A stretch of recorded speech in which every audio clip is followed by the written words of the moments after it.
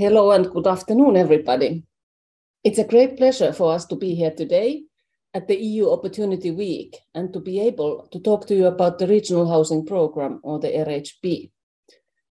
My name is Marja Seppälä, and I'm here with my colleague Clara Thompson-Lipponen. Hello. We are from the Council of Europe Development Bank, which is a multilateral financial institution and which has been overseeing the management of the Regional Housing Programme since the very beginning. With Clara, we would like to give you a brief update of what the RHP is, what it has accomplished, and what we have learned over its implementation years that could be useful for other future programs of similar kind. We are here at the EU Opportunity Week because the European Union is by far the biggest donor to the RHP. Without its financial support and very active role, it would not have been possible to implement the program, which will come to an end this year after 11 very intense years of implementation. And it has indeed been a great success. I will start by making a brief introduction about what the RHP is and what it has achieved. Clara will then give you some insight into the top 5 key success factors of the RHP that we think could be replicated in similar programs in future. So what is the RHP? The RHP is a joint initiative by Bosnia and Herzegovina, Croatia, Montenegro, and Serbia, which we call the partner countries. It provides durable homes to the most vulnerable refugees and displaced persons who lost their homes following the conflicts in former Yugoslavia in 1991 to 1995, and who have still not been able to settle in a decent home since the conflict ended. The program started in 2012 with the RHP Donors Conference in Sarajevo. With the funding collected from international donors, altogether close to 300 million euros, over 11,000 homes have been financed under the program to the benefit of some 34,000 persons. The program will close this year with an estimated 11,300 homes provided, and this is a huge achievement. The RHP is primarily a donor-funded program, with the European Union the largest donor, covering over 80% of the total funding. The other main donors are the United States of America, Germany, Norway, Switzerland, and Italy. And in addition, there are also some smaller donors. In addition to donor financing, the partner countries themselves also provide some national contribution to the housing projects on an average 15% of the total cost of investments. Amongst the 4 partner countries, Serbia is the one with the biggest share of all housing provided, over 60%. In the next week, Serbia will have reached its RHP objective, which is handing over of 7,500 homes to RHP beneficiary families. We would like to commend our partners in Serbia who have worked very hard over the past 10-11 years to achieve this important goal. That is the Commissariat for Refugees and Migration of the Republic of Serbia, which we call the RHP lead institution, and the Public Sector Projects Implementation Unit Limited, Belgrade, which acts as the RHP Project Implementation Unit.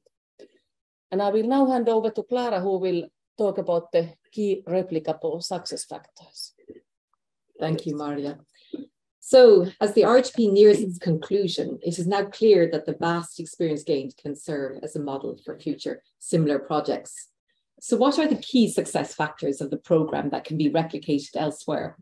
We have selected our top 5 to present to you today. Firstly, the RHP focuses on the needs of the most vulnerable.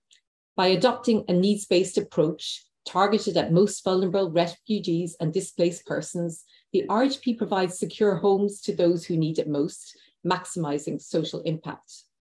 Scrupulous beneficiary verification and selection processes in close coordination with local authorities and monitored by the OSCE and UNHCR have ensured that RHP beneficiaries are those categorised as most vulnerable. 2, the programme offers tailor-made housing to beneficiaries.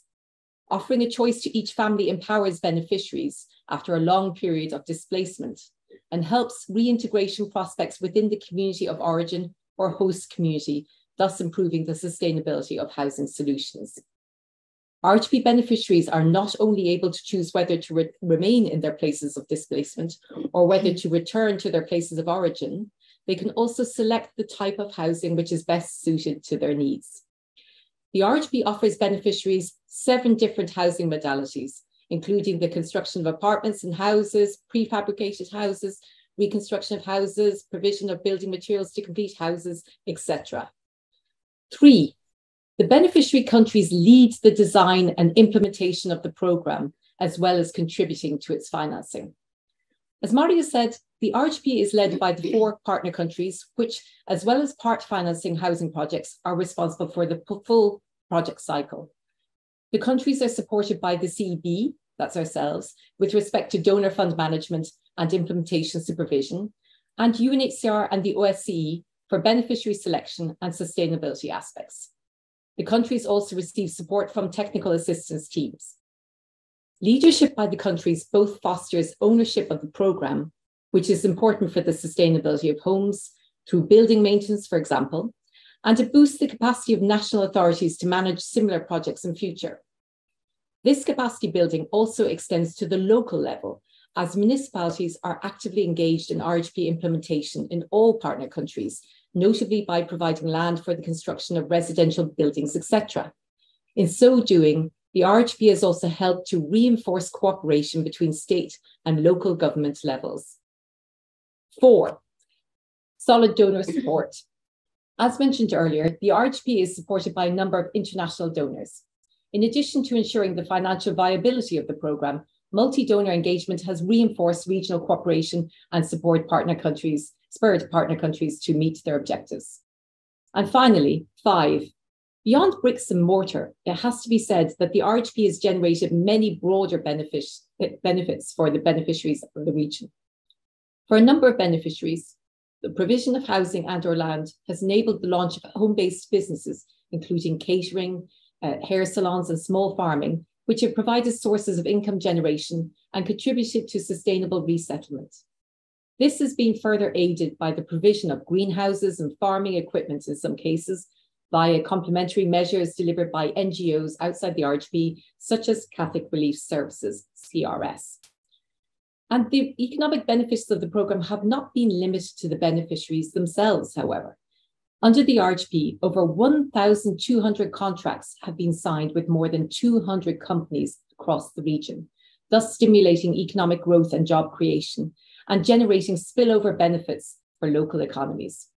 So these, in a nutshell, are the main points that we wanted to share with you today. For further information about the RHP, including our activities in Serbia, please refer to the material available at our virtual stand, including RHP fact sheets and housing modality brochure. Thank you for watching. Bye.